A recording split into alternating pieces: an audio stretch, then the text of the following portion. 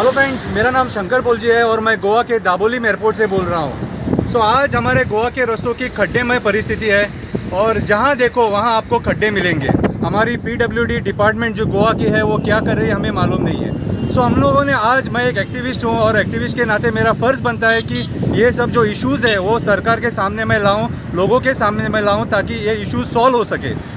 आज हम लोग यहाँ पे जो खड्डा है उसको हम लोग रंगोली डाल के सजाएंगे उसको, ताकि हमारे PWD मिनिस्टर को पता चले और बाकी के जो अथॉरिटीज़ हैं उनको पता चले कि ये इन खड्डों की वजह से लोगों की जान जा रही है, लोगों के पैर हाथ टूट रहे हैं और लोग GMC में एडमिट है। गोवा मेडिकल कॉलेज है, वहाँ पे आपको डेटा मिल सकता है। हम लोग आज ये रंगोली डालेंगे और इसका निषेध करेंगे।